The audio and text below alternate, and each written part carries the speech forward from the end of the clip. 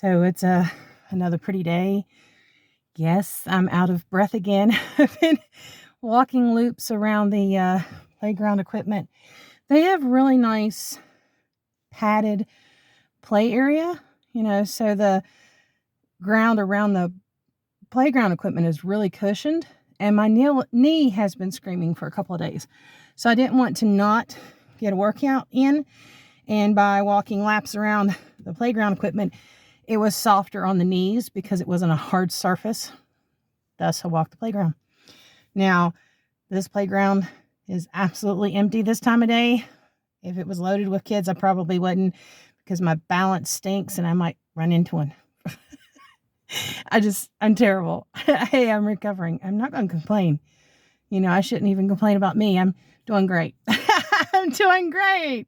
Coming so far. I'm going to keep going. But anyways, what I wanted to talk about was offense. And it might make some people laugh, but I wasn't raised that you are allowed to use any profanity. Now, my dad used a few select words. He did. And from time to time, I can think of 2 times particular that I messed up and used his words.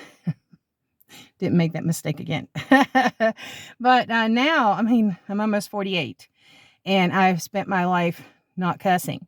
And I actually practice conversations to myself. If I were to apply profanity, how would I put it in that conversation? Which sounds crazy, doesn't it? But what I learned in life was, by never accepting profanity as part of a everyday thing, people use it all the time, by being sheltered from all these different experiences most people do partake in, it makes a person more easily offended. They are so much more sensitive if you use one wrong word, or dress the wrong way, or present things wrongly. They're so offended.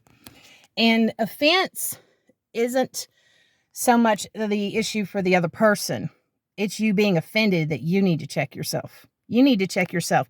If Jesus was so easily offended, he wouldn't have ate with the sinners. He wouldn't have talked to those that everybody else in the world deemed trash, okay? When you're offended, it will shut you from witnessing the truth of God to other people because you're too offended to interact with them. So offense is an issue with your heart and mind. Offense is on you. And you've got to check that and desensitize yourself so that when people use profanity or dress certain ways and stuff, it doesn't offend you, because once you're offended, your mind will get off of what you're trying to convey of God to, you need to prove a point about how disgusting they are, how vulgar they are, how inappropriate they are, how ungodly they are, and you lose your focus of the love of Christ to a message of condemnation. You shouldn't be doing that. That's condemnation. You don't need to be preaching condemnation. You need to be sharing the righteousness and love and mercy and grace of God, what he did to redeem us. And the only way to properly share that message is to know how to interact with people without being offended. You have to learn to not be offended. And it can't just be, well, I can just ignore it. It's not quite the same thing. It's easy to ignore, but sometimes when you get in that ignore mode, you still get in that mentality that you're more righteous because you don't do those things. So by allowing myself to practice, how would I say a sentence if I used profanity? And what exactly am I saying when I use that profanity? People can cuss me out. That's okay. It doesn't offend me. Frankly, I don't even know what you said. It's a foreign language to me. So I have to slow down and really look up, what does that mean exactly? Because I don't know. I don't know. And then 2, by being that kind of a disconnected individual, when people are trying to talk to us and it's their everyday language, sometimes they don't know how to convey in words that are not profanity what they're trying to share with you. So if you can learn their lingo, so to say, you'll understand more what they're trying to share, that you can be more effective in praying for their needs or even counseling in a moment. You have to work on not being offended. And offense is the biggest biggest way for people to get your goat. Once they know what offends you, they will play it to their advantage and your weakness. They know what offends you, and they will push those buttons to where you no longer are ministering and sharing God. You're so offended and you're so bothered and so, perplexed, and you're trying to prove your point. And I'm just going to get away from them. They're just awful people. Okay. And in that moment, the devil did exactly what he wanted. He wanted to stop you from witnessing of God.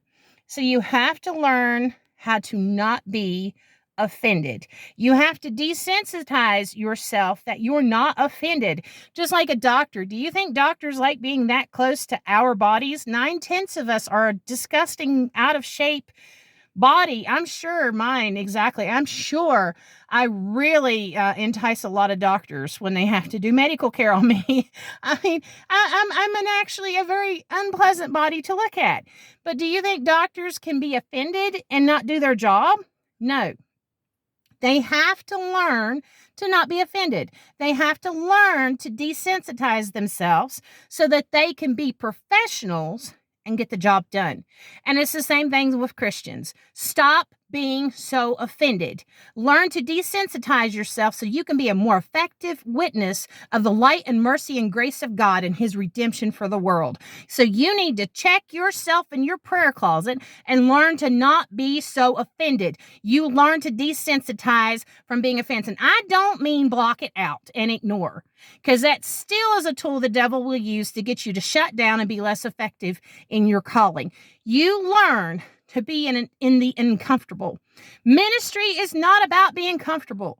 Ministry is learning to accept even Christ was uncomfortable when he witnessed to the world before he was crucified. I too must be willing to be uncomfortable. I must be willing to be in an uncomfortable spot, an unfamiliar area, unknown language, a area that used to extremely offend me. I have to be able to deal with every area that God wants to walk me in as an evangelist. And that means learning to be not sensitive or easily offended by any. Because once they know what gets your goat, they got control and power over you. And once they got power and control over you, you are no longer being a professional, and you are no longer being a great witness unto God. Your light dimmens because you're so offended you can't share Christ. So that's the message for today. Learn to not be offended. Learn to not be so sensitive. And learn to always work in those areas that makes you uncomfortable. I'm going to get me a drink of water and cool off before I start doing 3 or 4 more rounds around that playground. Bye, guys.